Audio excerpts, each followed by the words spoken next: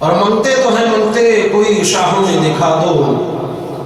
جس کو درے سرکار سے ٹکڑا نہ ملا ہو۔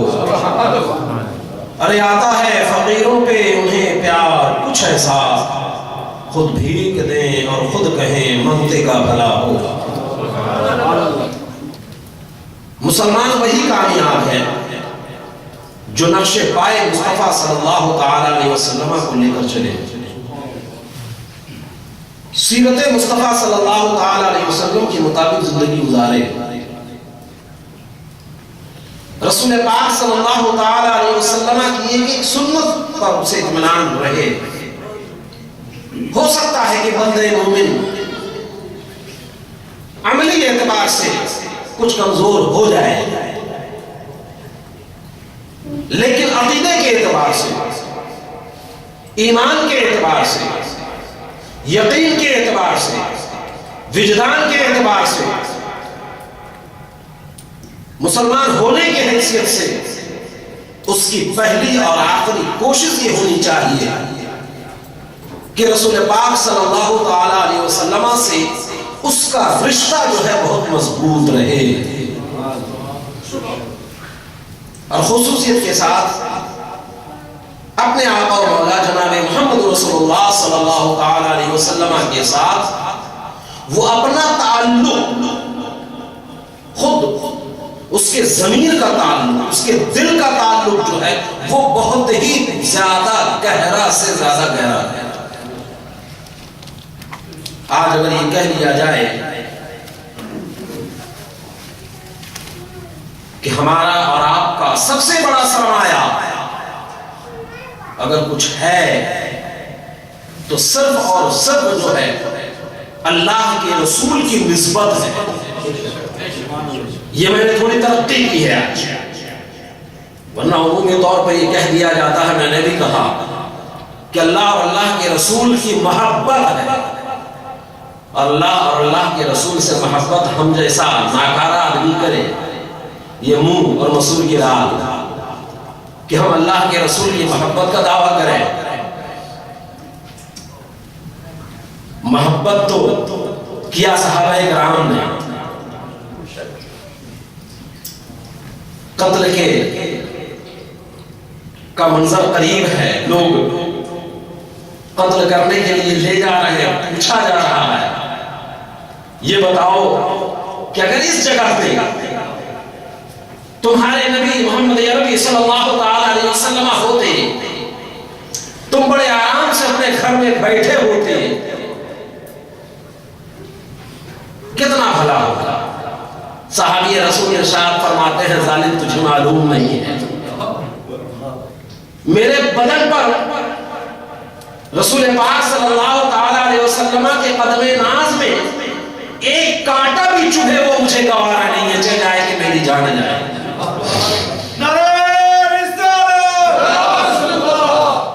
محبت اس کا نام ہے۔ محبت کیا ہے حضرت ابوبکر صدیق اکبر نے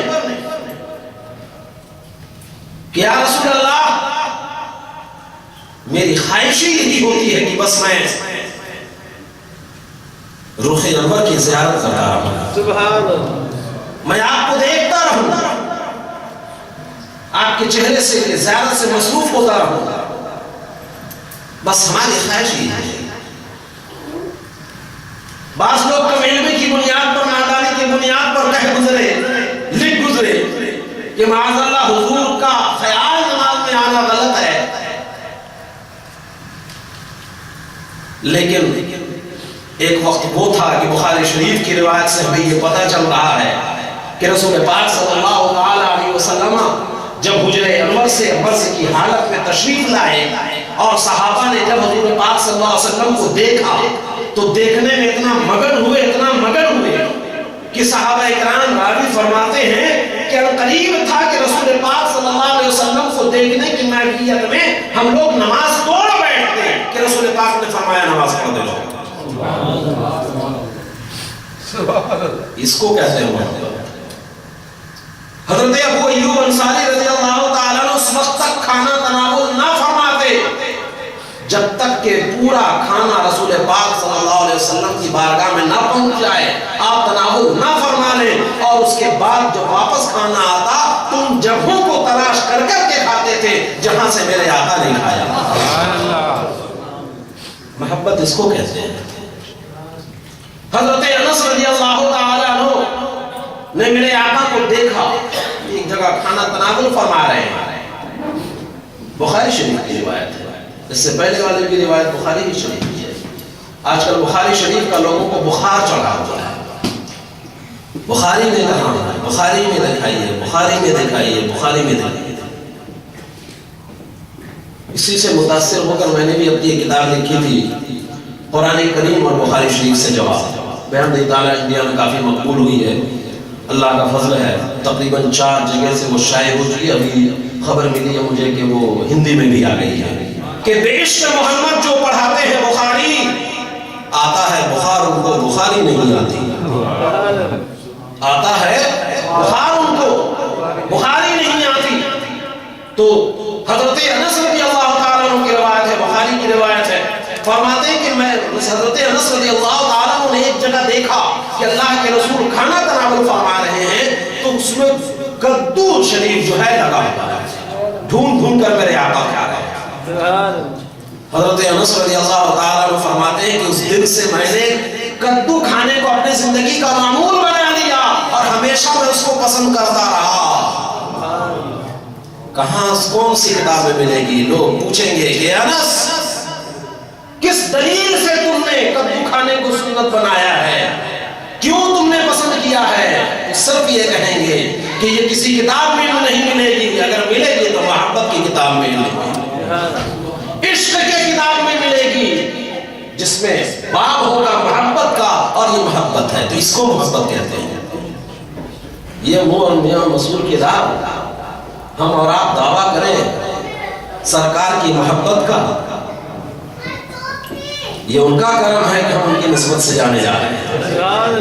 یہ ان کا فضل ہے کہ ہم ان کی نسبت سے پہچانے جا رہے ہیں. ہمارا اور آپ کا اس میں کوئی دخل نہیں ہے, ہمارا اور آپ کا اس میں کوئی کردار نہیں ہے. یہ وہ بارگاہ ہے جس بارگاہ میں آنے کی تمنا حضرت موسیٰ علیہ السلام جیسے جلیل القدر پیغمبر نے بھی کی ہے کہ میں اس امت محمدی میں آؤں. یہ وہ مقام ہے, یہ وہ بارگاہ ہے رسول پاک صلی اللہ تعالی علیہ وسلم کی. وہ بارگاہ ہے کہ میرے آقا نے ایک موقع پر ارشاد فرمایا, یہ بھی بخاری کی روایت ہے کہ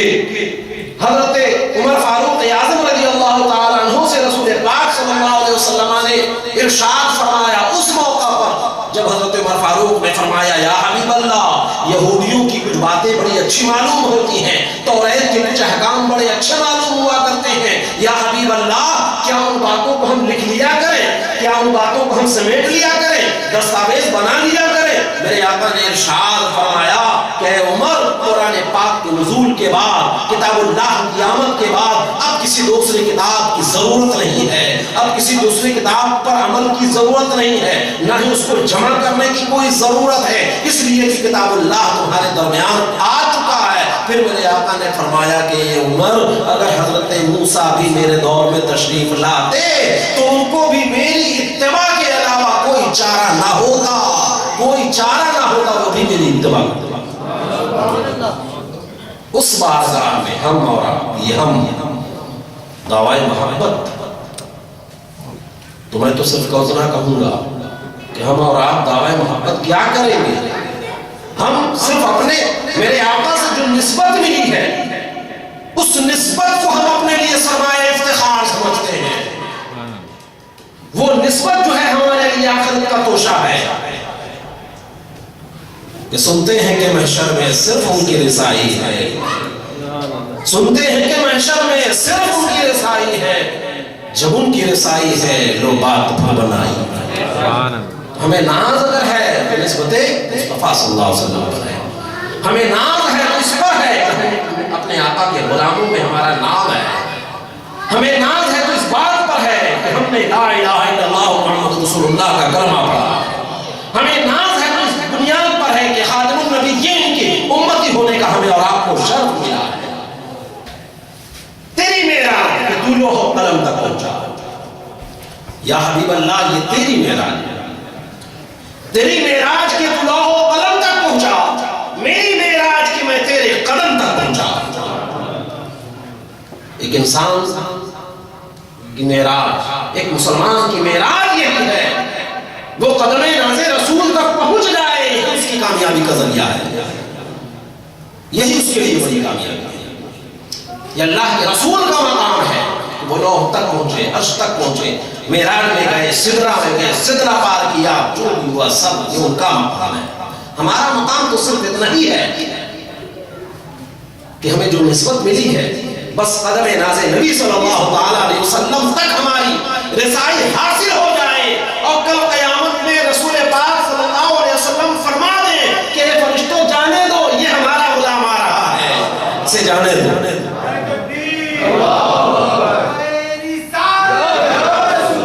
وہی مکہ مکرمہ رسول پاک صلی اللہ تعالیٰ علیہ وسلم نے ابھی اعلان نبوت نہیں فرمایا ہے،